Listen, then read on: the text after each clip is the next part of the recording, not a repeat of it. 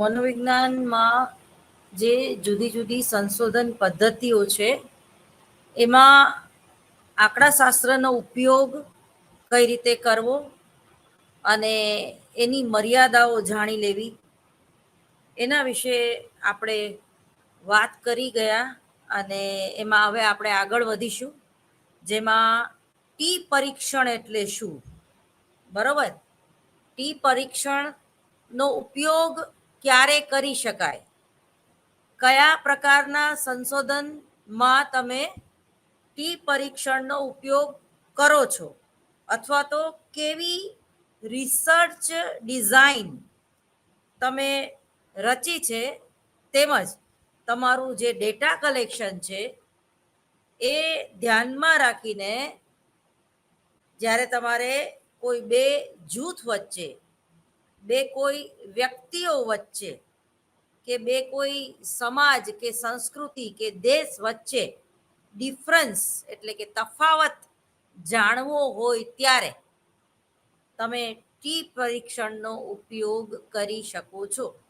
જે રીતે આપણે સહસંબંધ પદ્ધતિમાં બંને પરિવર્તીઓ વચ્ચેના સંબંધો કેવા છે એ જાણવું હોય ત્યારે આપણે સહસંબંધનો ઉપયોગ કરીએ છીએ. એવી જ રીતે જ્યારે આપણે બે જૂથ વચ્ચેનો તફાવત જાણવો હોય ત્યારે ટી પરીક્ષણનો ઉપયોગ આપણે કરતા હોઈએ છીએ. જે રીતે માની લ્યો, એક ઉદાહરણ આપણું કે બ્રિટિશનું બંધારણ છે એના વચ્ચે અને ભારતનું બંધારણ છે એના વચ્ચે શું તફાવત છે?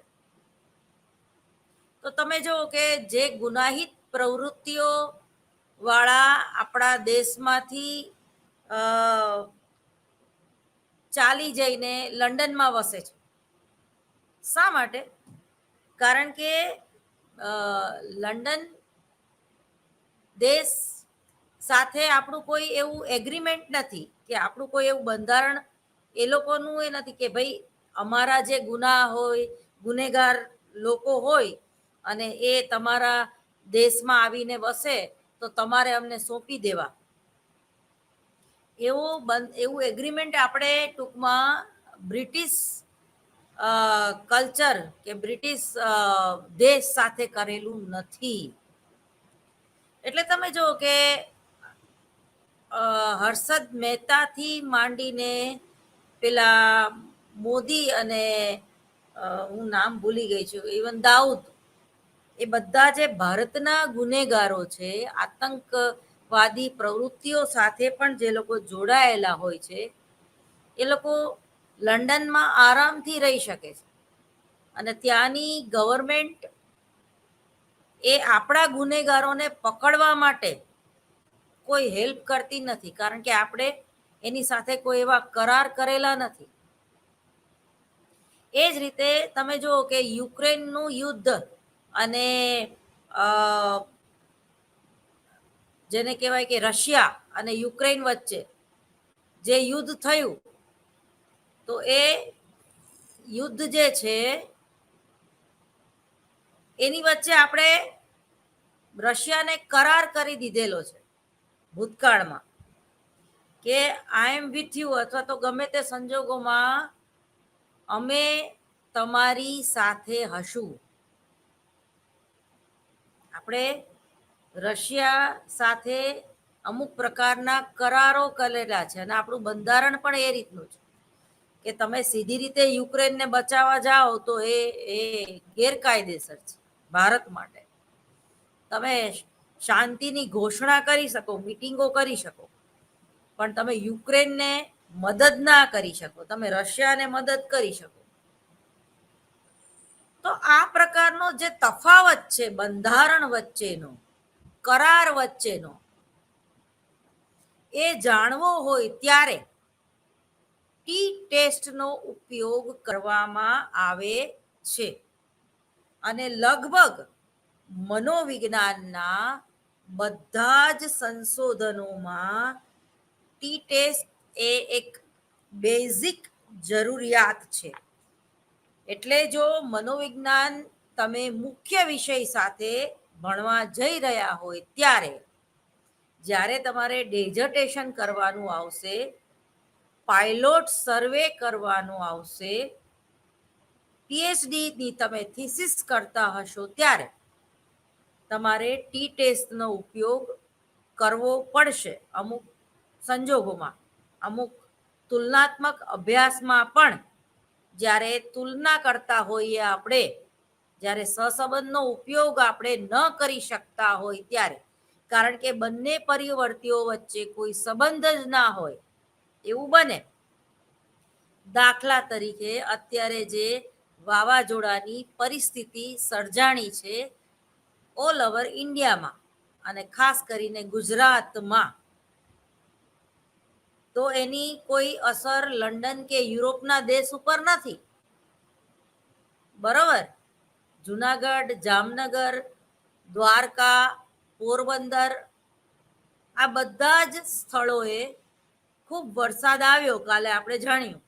અને અમદાવાદમાં પણ તારીખ 15 અને 16ની ખૂબ વરસાદ સાથે વાવાઝોડાની આગાહી છે.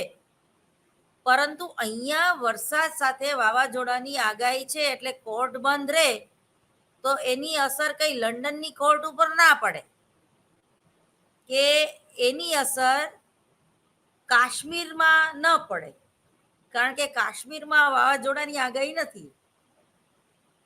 તો ટૂંકમાં ટી ટેસ્ટ તફાવત જ્યાં હોય અને સંબંધ હોય, કે એક વ્યક્તિમાં બુદ્ધિની કક્ષા ઓછી છે તો એના કુટુંબના બીજા સભ્યોની પણ બુદ્ધિની કક્ષા ઓછી હોઈ શકે, નેગેટિવ સહસંબંધ થયો. પરંતુ કોઈ લેવા દેવા જ ન હોય ત્યારે તફાવત માપવો હોય, બંનેના વ્યક્તિગત તફાવત શું છે એ જ્યારે આપણે સંશોધન કરવું હોય ત્યારે આપણે ટી ટેસ્ટનો ઉપયોગ કરીએ છીએ. હવે ટી ટેસ્ટ એટલે શું, એનો ઉપયોગ, એની ઉપયોગિતા શું છે એના વિશે આપણે જાણશું. પછી ટી ટેસ્ટ પરીક્ષણમાં મધ્યકોના તફાવતની સાર્થકતા ચકાસવા માટેના જે જુદા જુદા સોપાનો છે એની વાત કરીશું. મોટા નિદર્શો અને અસંબંધિત મધ્યકો માટેની ટીની ગણતરી કેવી રીતે કરાય એની પણ વાત કરીશું. નાના નિદર્શો અને અસંબંધિત મધ્યકો માટેની ટીની ગણતરી, મોટા નિદર્શો અને અસંબંધિત મધ્યકો માટેની ટીની ગણતરી, એકમાત્ર જૂથ અને સંબંધ મધ્યકો માટે ટીની ગણતરી. અને એ પછી આપણે કાઈ સ્ક્વેરનું પરીક્ષણ કઈ રીતે કરી શકાય, કાઈ સ્ક્વેર સંશોધનમાં આપણને ક્યાં ઉપયોગી છે, તો એનો અર્થ અને એની મર્યાદાઓ, પછી સમાન સમભાવનાની ધારણાની ચકાસણી, 2x2 આસંગ સારણી કે એટલે શું, એ જ રીતે સ્વાતંત્ર્ય પરીક્ષણ માટેની કોઈ સ્ક્વેરી કસોટી અને સમધારણ વિસ્તરણની ધારણાની ચકાસણી કઈ રીતે કરી શકાય, અને અંતે એકમાર્ગીય વિચરણ પૃથ્થકરણ એફ પરીક્ષણ શું સૂચવે છે અને એનો ઉપયોગ કઈ રીતે કરી શકો એની વાત કરીશું. જેમાં સ્વતંત્ર અને સંબંધિત નિદર્શોની વાત કરીશું, વિચરણ પૃથ્થકરણ એટલે શું એની પણ વાત કરીશું, વિચરણ પૃથ્થકરણની પૂર્વ ધારણાઓ કેવી હોઈ શકે અને વિચરણ પૃથ્થકરણની ઉપયોગિતા અને એની મર્યાદા શું છે એની પણ આપણે વાત કરીશું. હવે અત્યારે આપણે જોઈએ ટી ટેસ્ટ મનોવિજ્ઞાનમાં અથવા તો મનોવિજ્ઞાનના સંશોધનોમાં ક્યાં ઉપયોગી છે. તો કે છે કે મનોવિજ્ઞાન સંશોધનો જે નિદર્શના અભ્યાસને આધારે લોકોના બે કે વધારે એટલે કે બે જૂથ વચ્ચેનો તફાવત માપવો હોય ત્યારે આપણે ટી ટેસ્ટનો ઉપયોગ કરીએ છીએ.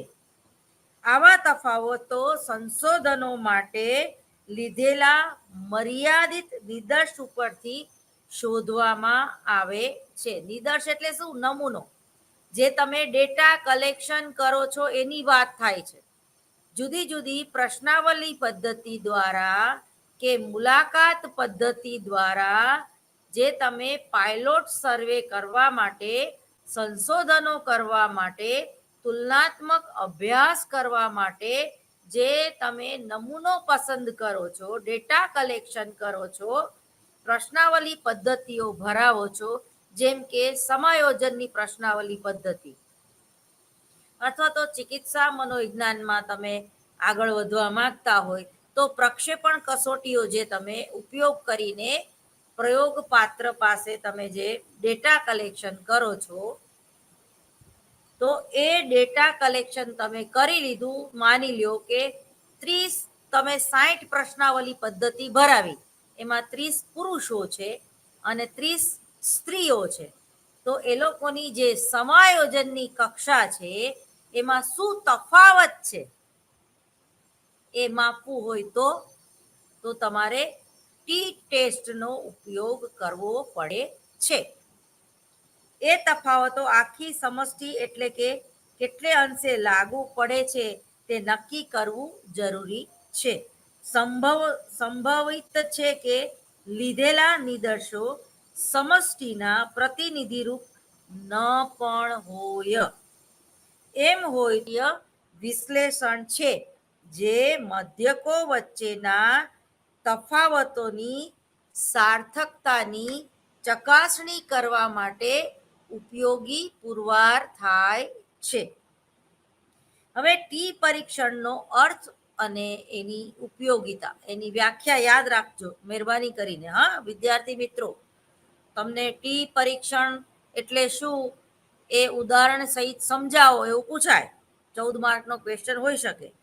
હવે અર્થ છે તો એ અર્થ એનો આ પ્રમાણે છે: બે નિદર્શો વચ્ચે જણાવેલા તફાવતો બંને સમષ્ટિમાં પણ અસ્તિત્વ ધરાવે છે કે કેમ તે નક્કી કરવા માટે વપરાતી આંકડાશાસ્ત્રીય ચકાસણીને ટી પરીક્ષણ કહેવામાં આવે છે. ફરીવાર વાંચી જઉં છું.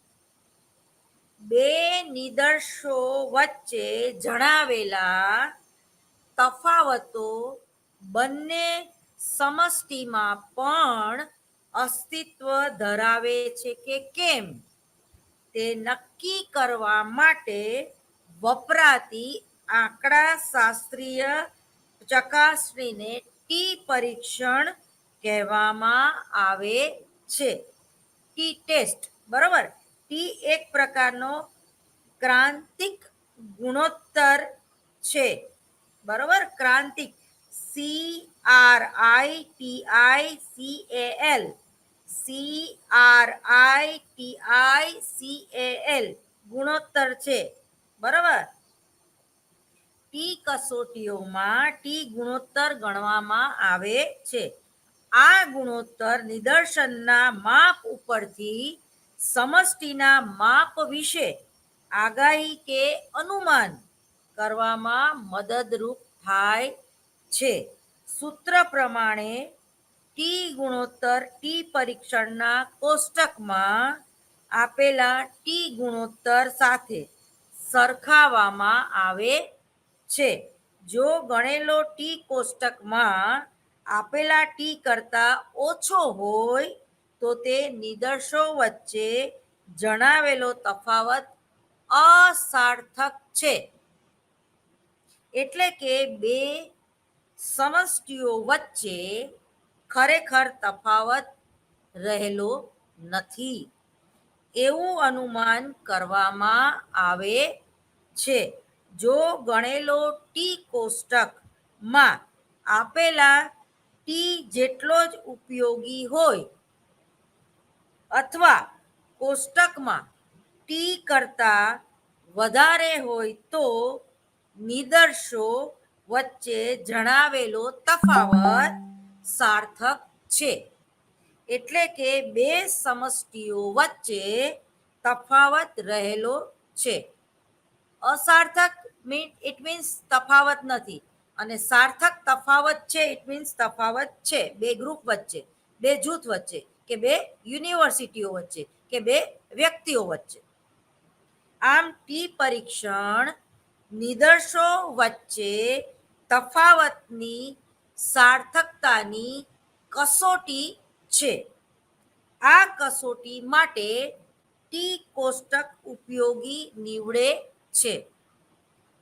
હવે ટી પરીક્ષણોનો ઉપયોગ નીચે મુજબ વિવિધ પ્રકારના તફાવતોની સાર્થકતાની કક્ષા ચકાસવા માટે થતા હોય છે.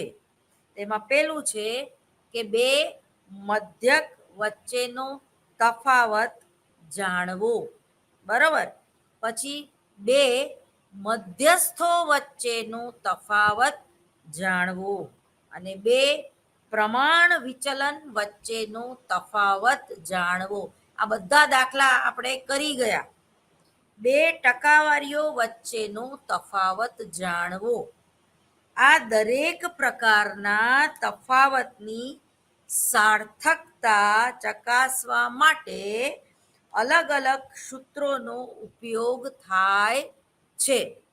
મોટાભાગના સંશોધનોમાં મધ્યકો શોધવામાં આવતા હોવાથી ટી પરીક્ષણ વધુ ઉપયોગી મધ્યકોના તફાવતની સાર્થકતાની ચકાસણી માટે કરવામાં આવતા હોય છે.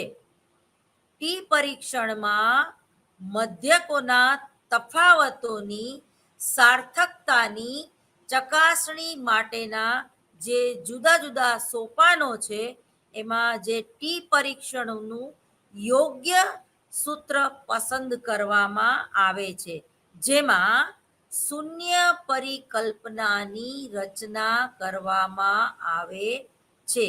શૂન્ય પરિકલ્પનાની રચના શેના આધારે થાય છે? તો કે છે કે ટી પરીક્ષણના આધારે સૂત્ર પ્રમાણે ટી ની ગણતરી કરવામાં આવતી હોય છે. અર્થ કક્ષા અને સ્વાતંત્ર્ય સંખ્યા ધ્યાનમાં લઈને ટીના કોષ્ટકમાંથી લાગુ પડતો ટી શોધવામાં આવે છે, અને કોષ્ટકમાંથી ટી કિંમત કરતા ગણવામાં આવેલો ગણતરી કરવામાં ટી નાનો છે કે મોટો તે તપાસવામાં આવતું હોય છે. અર્થ કક્ષા અને સ્વાતંત્ર્ય સંખ્યા ધ્યાનમાં લઈને ટીના કોષ્ટકમાંથી લાગુ પડતો ટી શોધવામાં આવતો હોય છે, અને કોષ્ટકમાંથી ટી કિંમત કરતા ગણેલો ટી નાનો છે કે મોટો તે તપાસવામાં આવે છે. તફાવત સાર્થક છે કે સાર્થક નથી, એટલે કે અસાર્થક, તે વિશે અનુમાન કરવામાં આવતું હોય છે. શૂન્ય પરિકલ્પનાનો સ્વીકાર કે અસ્વીકાર કરવામાં આવે છે. અર્થકક્ષા આંકડાશાસ્ત્રીય માપો નિદર્શો પરથી શોધીને સમષ્ટિના માપ વિશે અનુમાન કરવામાં આવે છે. આવું અનુમાન સાચું પડવાની સંભવિતતા કેટલી તેનો અંદાજ કરવો જોઈએ. તે માટે મેળવેલા માપની સાર્થકતા ચકાસવામાં આવે છે. ચકાસતા તપાસવા માટે વધુમાં વધુ કડકથી માંડીને શિથિલ ધોરણ અપનાવી શકાય. આ ધોરણોને અર્થકક્ષા કે સાર્થકતાની કક્ષા કહેવામાં આવે છે. સાર્થકતાની જે કક્ષા છે એનું દશાંશ બિંદુ, જે 9મા ધોરણમાં તમે ભણી ગયા, સહિતના આંક વડે દર્શાવવામાં આવે છે. સામાન્યતઃ 0.05 0.01ની અર્થ કક્ષાઓ લેવામાં આવે છે. આ શું થયું? સાર્થકતાની કક્ષા. કેટલી? તો કે છે કે 0.05 અને 0.01ની કક્ષાઓ લેવામાં આવે છે. હવે સ્વાતંત્ર્ય સંખ્યા કોને કહેવાય? જ્યારે નાના મોટા નિદર્શો લઈએ ત્યારે નિદર્શની પૂરી સંખ્યા નહીં વાપરવાની, પરંતુ n-1 વાપરવાનું. બરોબર? એટલે કે સંખ્યાને આધારે f, t, x2 નો વર્ગ વગેરે ગણાય છે. સ્વાતંત્ર્ય સંખ્યા માટે df વાપરવામાં આવે છે, જે n-1 સૂત્ર દ્વારા શોધવામાં આવે છે. હવે અસંબંધ મધ્યકો, અસંતુલિત ન કરેલા અને એકબીજાની સ્વતંત્ર એવા બે જૂથના મધ્યકોને અસંબંધિત મધ્યકો કહેવામાં આવે છે. એનું સૂત્ર તમારે બુકમાં જોઈ જવું મહેરબાની કરીને. આંકડાશાસ્ત્રની બુક ન હોય તો બહારથી અક્ષર પબ્લિકેશનમાં કે મયુર પબ્લિકેશનમાં મળતી જ હોય છે. એ જ રીતે યુનિવર્સિટીની લાઇબ્રેરીમાં પણ આ બધા જ પુસ્તકો અવેલેબલ છે. તો એ સૂત્ર તમારે યાદ રાખવું પડશે. તો મહેરબાની કરીને બુક લઈ લેવી. તો સૂત્ર જે છે એ તમે જોઈ શકો છો આ બુકમાં. બરોબર? અને તમારી આગળ જો બુક અવેલેબલ ના હોય તો મહેરબાની કરીને લાઇબ્રેરીમાંથી લઈ લેવા નમ્ર વિનંતી છે.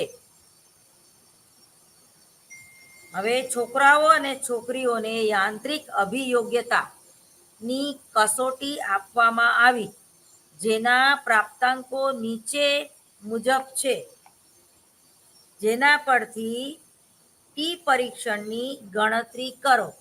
એટલે HO એટલે પરિકલ્પના.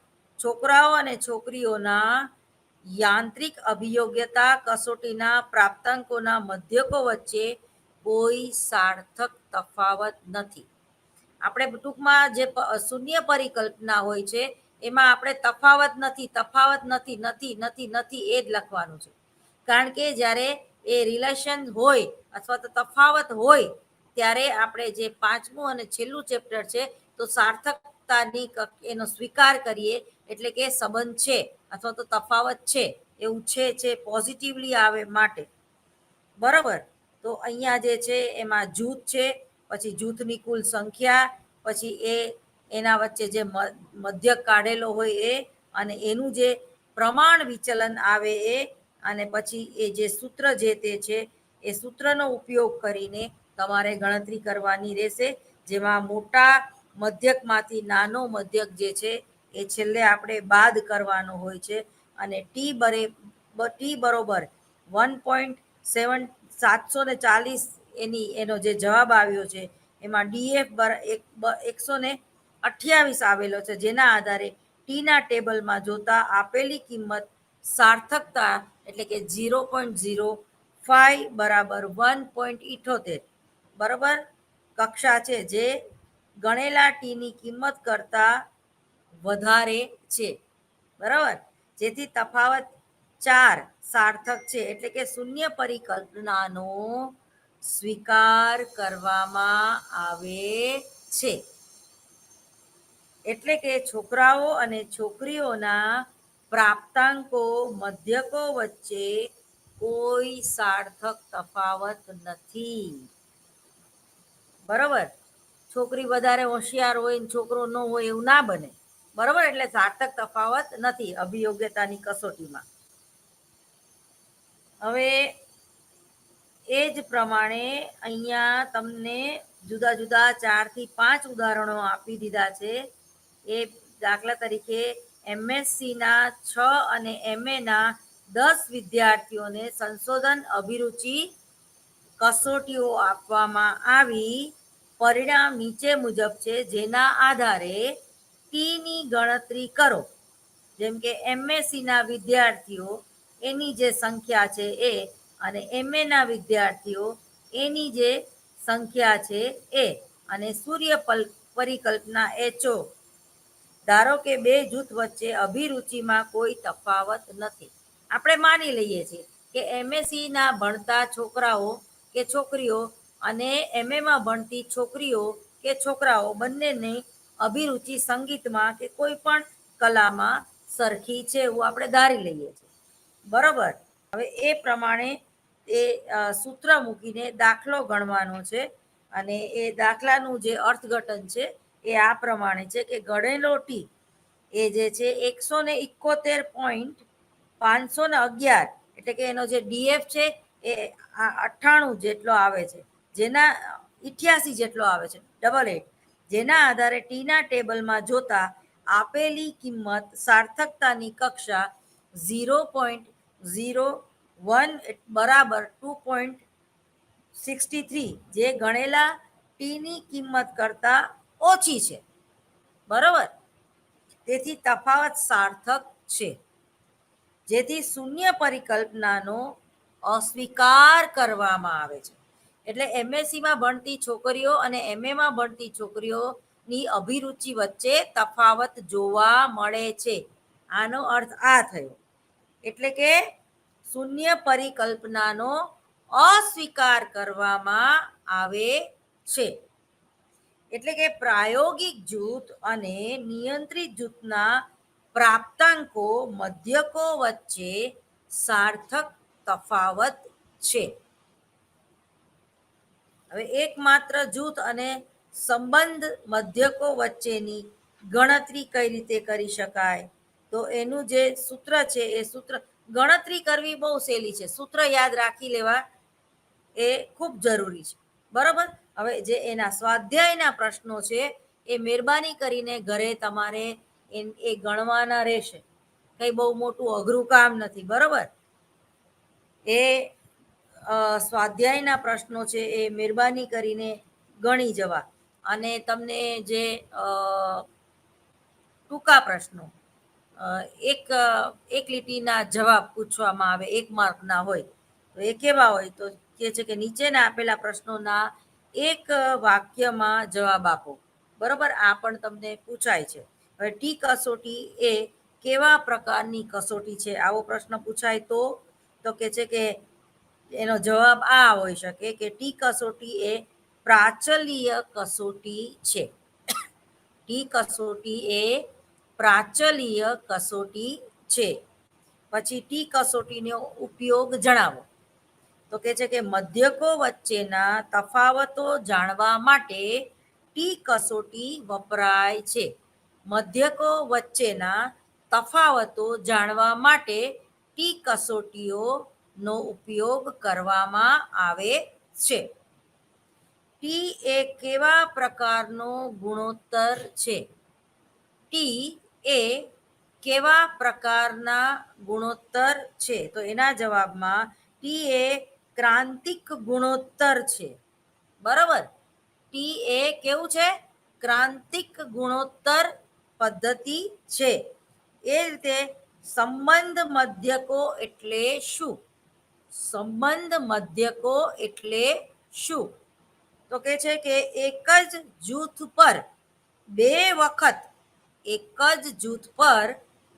વખત મનોવૈજ્ઞાનિક કસોટી કે પ્રયોગ કરીને કે એક જ જૂથ પર બે જુદી જુદી પરિસ્થિતિઓમાં માપન કરીને મળેલા મધ્યકો સંબંધ કહેવાય. બે સમતુલિત કરેલા જૂથો સહસંબંધ ગણેલા મધ્યકો પણ સંબંધ હોય છે. હવે અસંબંધ મધ્યકો એટલે શું? અસંબંધ મધ્યકો કોને કહેવાય?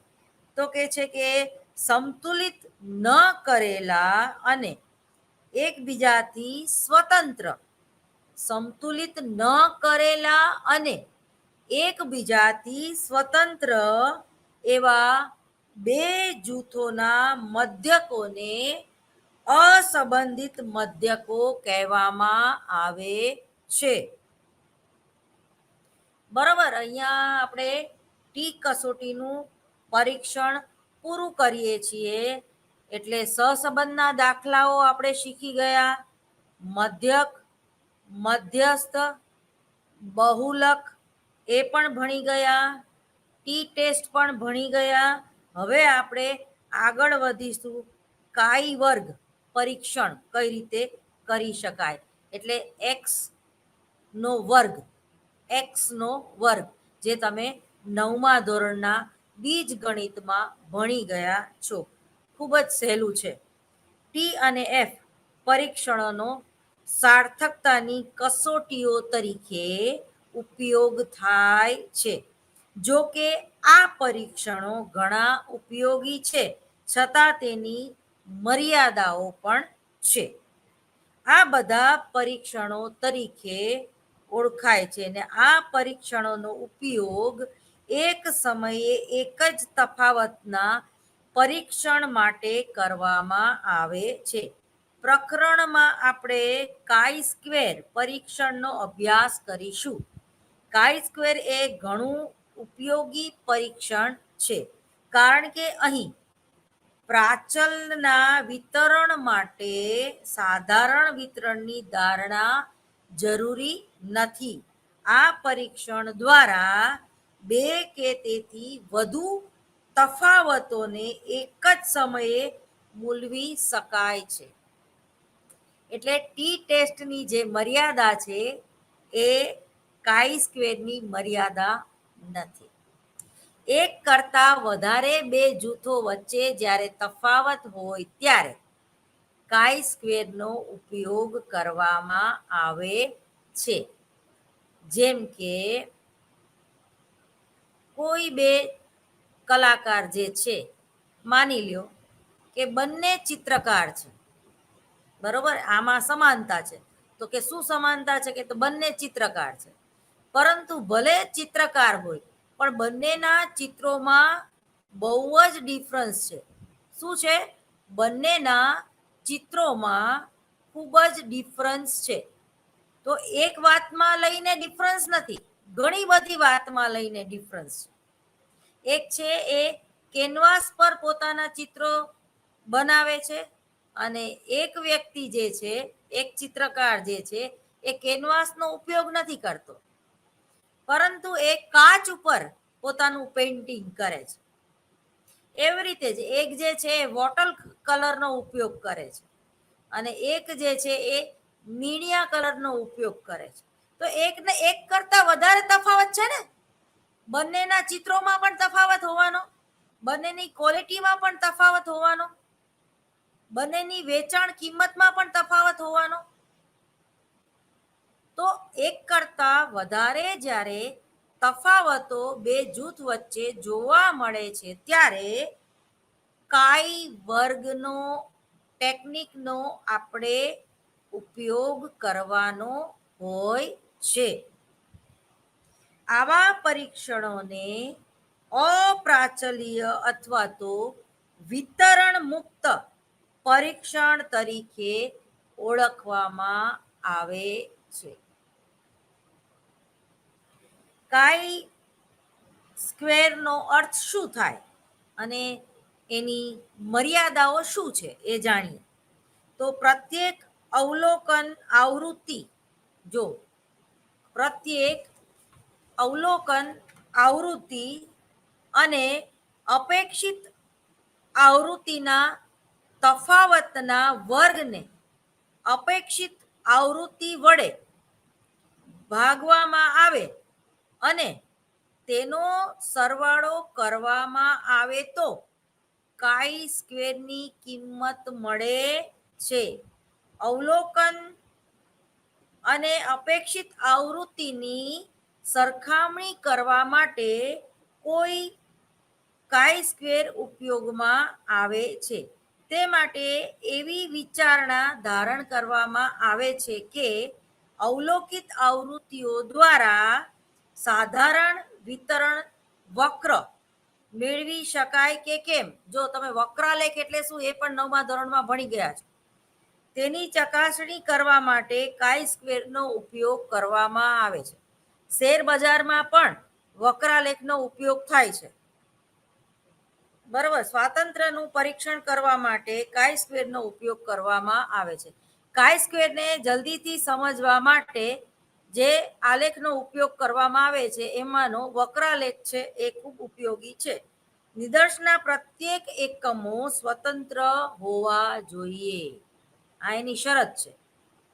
નિદર્શના પ્રત્યેક એકમો સ્વતંત્ર હોવા જોઈએ. અને એની મર્યાદા શું છે? તો કે છે કે નિદર્શના પ્રત્યેક એકમો સ્વતંત્ર હોય જ છે.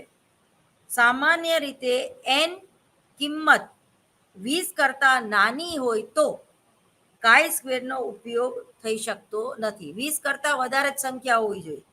પરંતુ અહીં ફિશરના પરીક્ષણનો ઉપયોગ કરવો પડે છે. એન કિંમત જો 20 કરતા નાની હોય તો અપેક્ષિત અને અવલોકિત આવૃત્તિ વચ્ચે તફાવત પ્રામાણ્ય રીતે વિતરિત ન થાય.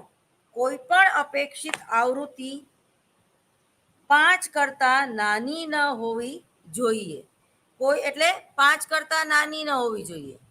કોઈ પણ અપેક્ષિત આવૃત્તિ 5 કરતા નાની હોય તો તેની બીજી બાજુની આવૃત્તિ સાથે એ રીતે જોડી દેવી કે જેથી 5 થી વધુ રહે.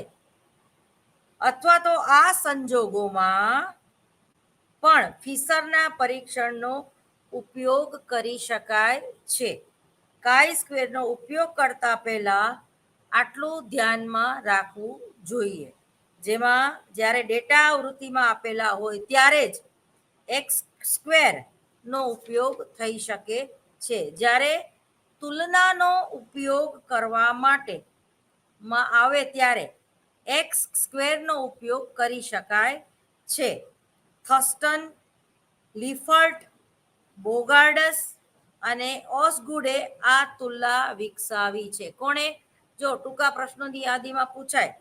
થર્સ્ટન, લિફર્ટ, બોગાર્ડસ અને ઓસગુડ નામના સાયકોલોજિસ્ટે આ તુલનાઓ વિકસાવી છે. જ્યારે હેતુલક્ષી સેમ્પલ હોય ત્યારે નોન પેરામેટ્રિકનો ઉપયોગ જરૂરી છે. બરાબર. સમાન સંભાવના ધારણાની ચકાસણી. એક ઉદાહરણ આપું તમને તો એક મનોવલણ માપન તુલનાની એક વિગતના 6 ઉત્તરો શક્ય છે. દરેક વિકલ્પમાં ઉત્તર આપનાર વિદ્યાર્થીઓની સંખ્યા નીચે મુજબ છે. તો તે વિગત પ્રત્યે વિદ્યાર્થીઓનું વલણ સૂચવે છે. તે સમાન સંભાવના ધારણા મુજબ તપાસો. એચઓ એટલે કે શૂન્ય પરિકલ્પના તો આ પ્રમાણે છે. બરાબર. શૂન્ય પરિકલ્પના આ પ્રમાણે છે. વિવિધ વિકલ્પોની આવૃત્તિઓ વચ્ચે કોઈ સાર્થક તફાવત નહીં રહે. બરાબર. હવે આ જે છે તમને બતાવી દઉં જેથી તમને ખ્યાલ આવે. આ રીતે કાઈ સ્ક્વેર માટે આ રીતે એ જે સંખ્યા લખેલી હોય છે એ આ રીતે હોય છે.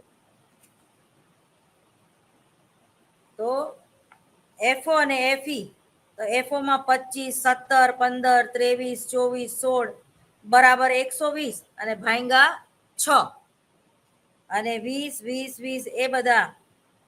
તો એની જે ગણતરી છે તો એમાં જે સૂત્ર છે એ સૂત્ર વાંચી જઉં છું. મહેરબાની કરીને જોઈ લેવા વિનંતી. એક્સનો સ્ક્વેર બરાબર એક્સ, પછી કાઉન્સમાં ઉપર તરફ એફઓ માઇનસ એફઈ કાઉન્સ પૂરો એની માટેનો વર્ગ, નીચે એફઈ કાઉન્સ પૂરો. બરાબર. ખૂબ જ ઉપયોગી સૂત્ર કાઈ સ્ક્વેર પૂછાય તો. હવે એનું અર્થઘટન આ પ્રમાણે છે. એક્સ સ્ક્વેર બરાબર 5.00 ગણેલો છે અને એનો જે ડીએફ છે એ બરાબર 5 આવ્યો, જેની કોષ્ટક કિંમત જે છે એ 0.05 કક્ષાએ અને 1107 તથા 0.01 કક્ષાએ 15.09 છે, જે ગણતા એક્સ સ્ક્વેર કરતા વધારે છે, જેથી વિવિધ વિકલ્પો વચ્ચે આવૃત્તિનો તફાવત અસાર્થક છે અને શૂન્ય પરિકલ્પનાનો અહીંયા આપણે સ્વીકાર કરવો પડે છે, સ્વીકાર કરવામાં આવે છે.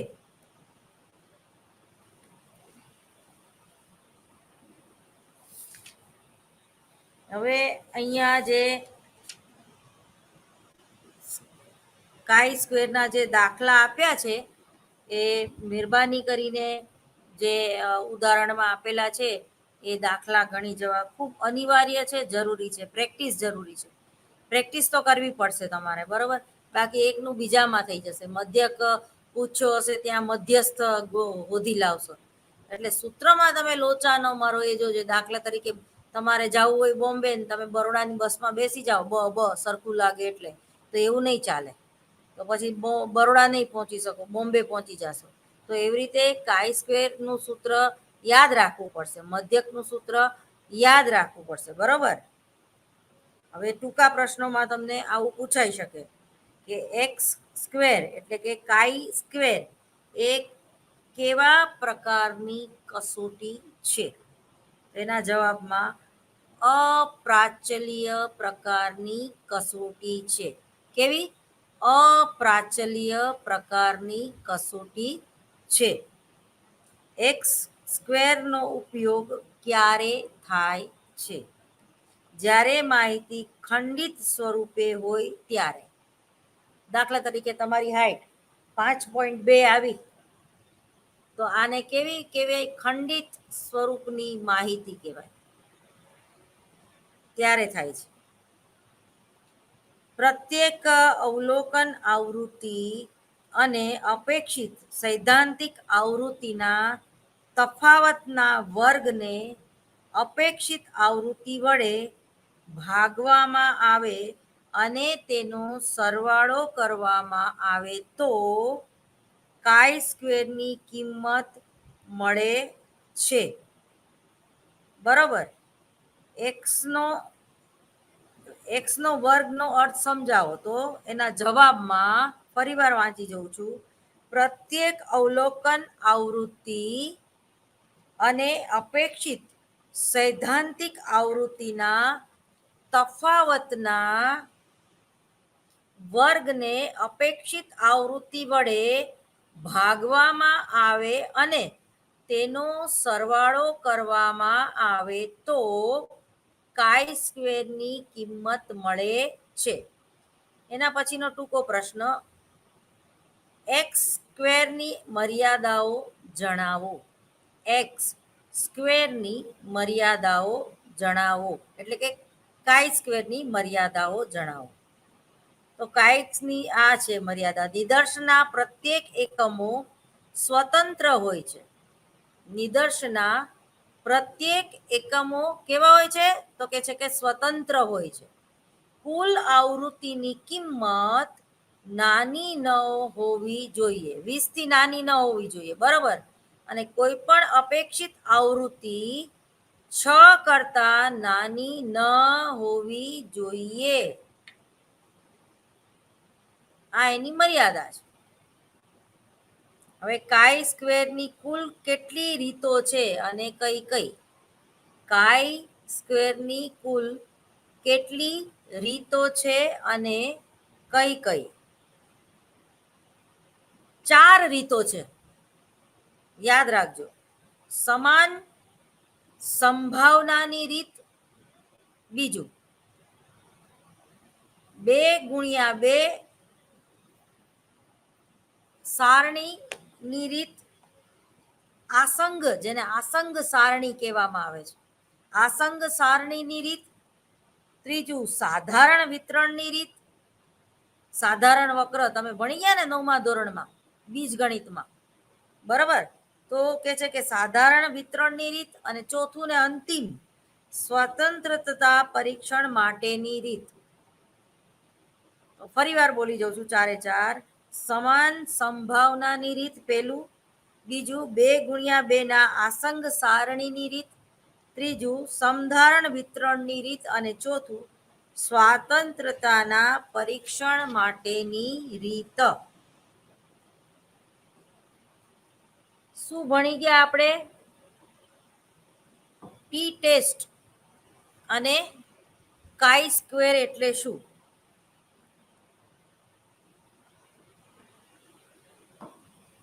એ પછી હવે આપણે ભણીશું એક માર્ગીય વિચરણ પૃથ્થકરણ કોને કહેવાય, અને એક માર્ગીય વિચરણ પૃથ્થકરણનો ઉપયોગ આપણે કેવા પ્રકારની રિસર્ચ ડિઝાઇનમાં કરી શકીએ.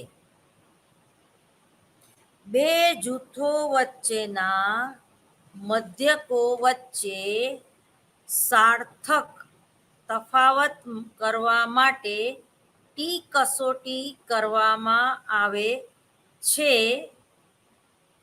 તેમ બે કે બેથી વધારે જૂથોના મધ્યકો વચ્ચેનો સાર્થક તફાવત જાણવા માટે વિચરણ પૃથ્થકરણ કરવામાં આવે છે, જેને એફ કસોટી તરીકે ઓળખી શકાય છે. વિચરણ સામાન્ય રીતે કેટલું હોય તો આકસ્મિક અને સ્વાભાવિક ગણી શકાય, અને કેટલું હોય તો સારું વિચરણ એટલે કે કોઈ પરિસ્થિતિ વારંવાર કે પદ્ધતિને લીધે ઉત્પન્ન થયેલો સારો એવો તફાવત ગણી શકાય, તે જાણવા માટે વિચરણ પૃથ્થકરણનો ઉપયોગ કરવામાં આવે છે. પ્રાચલીય આંકડાશાસ્ત્રમાં આ પદ્ધતિ કે પૃથ્થકરણ ખૂબ મહત્વનું ગણવામાં આવે છે, અને વિવિધ પરિસ્થિતિ વચ્ચેના વિવિધ જૂથોના અભ્યાસોમાં કેટલાક જે અભ્યાસો છે એ ખૂબ જ વ્યાપક રીતે એનો વ્યવહારુ ઉપયોગ વધારે હોય છે. આ પદ્ધતિઓનો ઉપયોગ કરવા પહેલા પૂર્વ શરતો ચકાસી જવી જોઈએ. સમાન વિચરણ ધરાવતી સમષ્ટિ કે સમુદાય નિદર્શ પસંદ કરેલો હોવો જોઈએ, અને વિવિધ નમૂનાના જૂથોમાં વિચરણ સમાન હોય તો પરિણામો વધુ સાચા આવે છે. જે તે પરિવર્તીઓની શ્રેણીમાં મેળવેલા પ્રાપ્તાંકો વચ્ચેના તફાવત મૂલ્ય સમાન અંતર ધરાવતા હોવા જોઈએ. એટલે એક સરખો તફાવત હોવો જોઈએ, અથવા તો મૂલ્યનું વિતરણ શ્રેણી પર ચોક્કસ પ્રકારના ગુણોત્તરમાં વધતું કે ઘટતું હોવું જોઈએ. એટલે કે ચડતા ક્રમમાં ગોઠવવામાં 1 - 5, 0 - 15 એમ બે માપ વચ્ચેના સમાન મૂલ્ય હોય, અથવા તો 1 - 2 અને 4 - 8 એમ ચોક્કસ ગુણોત્તર વચ્ચે વધતું હોય તો વિતરણ પૃથ્થકરણનો ઉપયોગ તમે કરી શકો. માત્ર ગણતરી માટે વિચરણ પૃથ્થકરણ વાપરવું એ માન્ય નથી. ખાલી ગણતરી પૂરતો એનો ઉપયોગ માન્ય નથી,